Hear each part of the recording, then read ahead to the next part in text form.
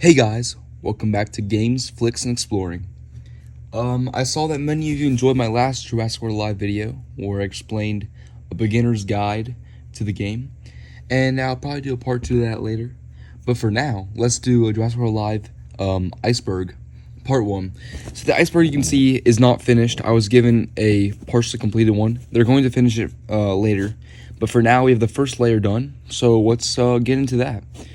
So, if you don't know how an iceberg works, an iceberg, we basically go from the top tier to the bottom tier. And the top tier is the stuff that's more well-known. And then farther to the bottom you go, it's the more obscure and unknown stuff about the game.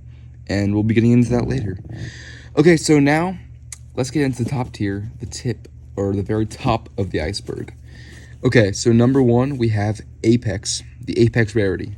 So, the Apex rarity is the best rarity level in the game. Once you unlock an Apex, it'll start at level 26, and you'll actually need 300 Apex DNA to do that. So far, there are only 11 Apex in the game right now, and that's of 2022 in August. So yeah, only 11 in the game, which is not a lot for how many other creatures there are. And Apex are really good. There are 2 Apexes that you can actually create, like fuse DNA from other dinosaurs, and the rest you have to be raid bosses to get.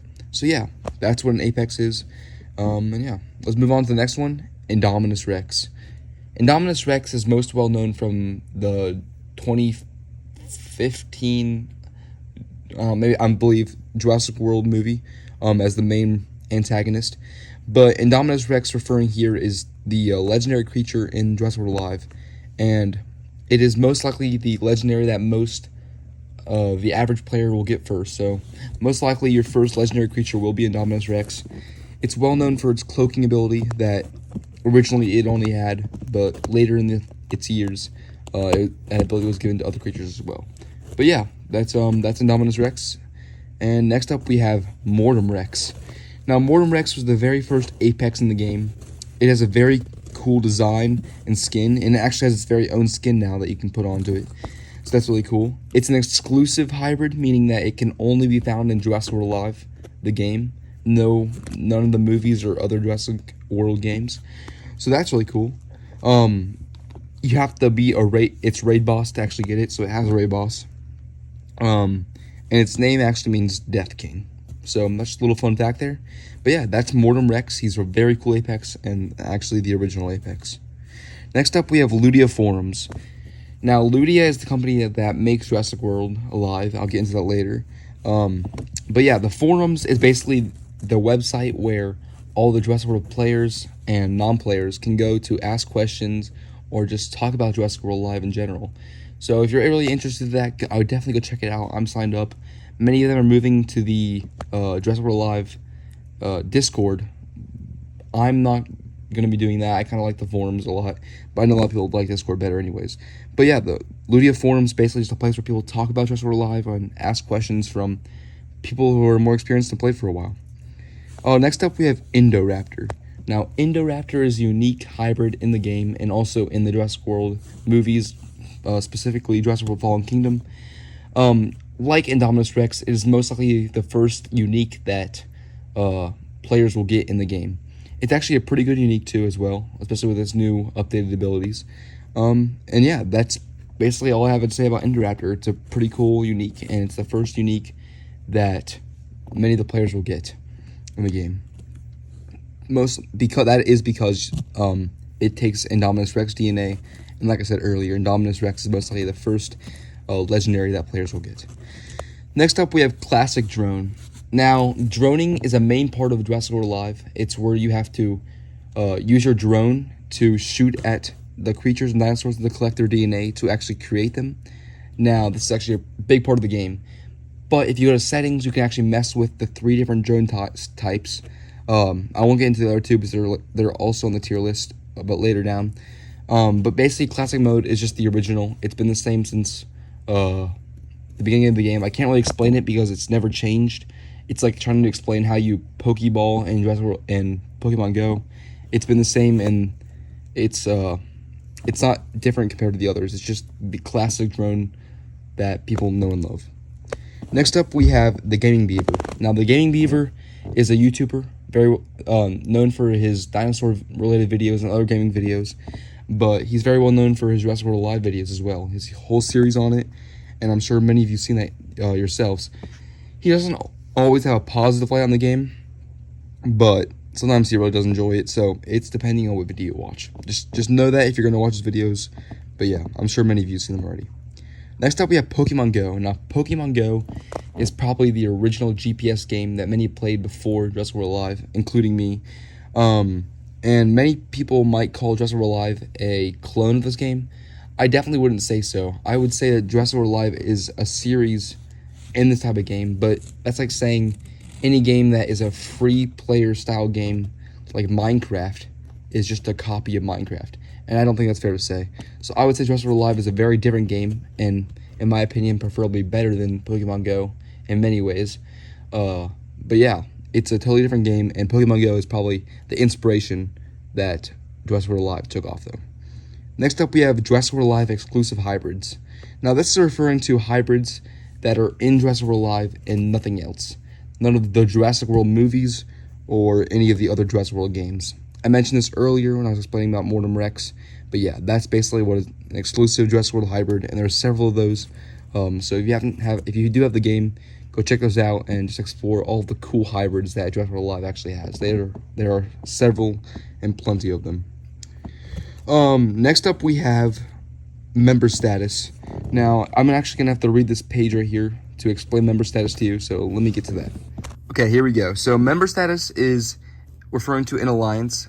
The leader of an alliance, or depending as I'll read on here, can give each member in an alliance a different ranking, and those different rankings in the alliance meaning what a player can do to an alliance.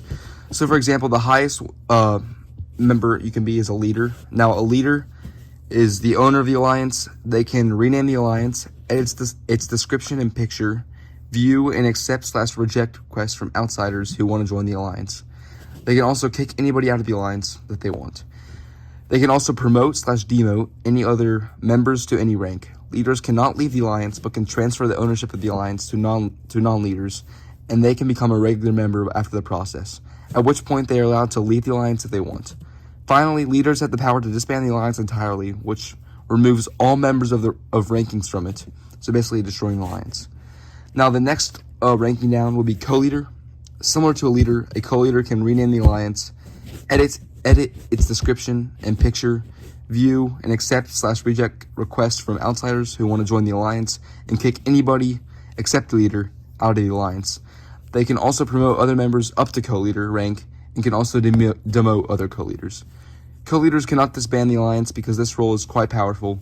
Leaders should be careful who they promote, make sure the player is trustworthy. Then you go to officers. Officers can view and accept/reject requests from outsiders who want to join the alliance, and as well as kicking players below their rank, members and veterans, out of the alliance.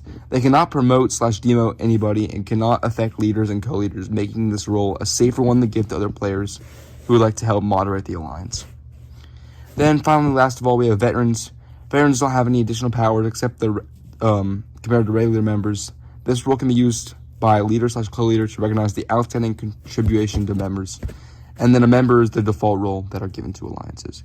So yeah, that's the best way I can explain members. But yeah, that's basically what member status is as referred to the Iceberg. Okay, so next up we have Lydia. Now Lydia is the company that now makes Jurassic World Alive. Another one is Jam City, but we'll talk about that later. I believe it's in the next tier down. But Lydia is the original company that is responsible for making of Jurassic World Alive, as well as Jurassic World the game and several other games. Check out the Lydia Forums to see all the other games. I'm not entirely sure of all of them. But yeah, I believe they're Canadian-based. They're a great company. I definitely have a few problems with them, but I'm sure every person has a game problem with any of their executive members in their game. But yeah, I really do like Lydia, and I love the game they made. I love Jurassic World Alive. It's a really fun game, and I really do enjoy it. Also, I didn't mention earlier, for member status, if you want to join Alliance, find Spinosaurus Elite, and we'll be happy to add you in. There might be a waiting list, but just thought I would tell you that now. Next up, we have VIP. VIP is a like a reward system, or I wouldn't say rewards. It's a system in Jurassic World Alive that you have to pay $10 a month to get. Once you pay $10 a month, you get extra supply drop rewards, exclusive store offers, more drone range and time, better daily battle incubators, a free epic incubator, and extra pass data for the battle pass. So yeah, there's a lot of I guess perks for buying VIP, but then again, it is $10 a month. So yeah, that's just like one of their offers that you can pay like a few dollars a month to actually get some better offers than most players. Finally, we have DPG. DPG refers to Dinosaur Protection Group. It's mentioned in Jurassic World Fallen Kingdom, but as you can read here, I won't read it out loud.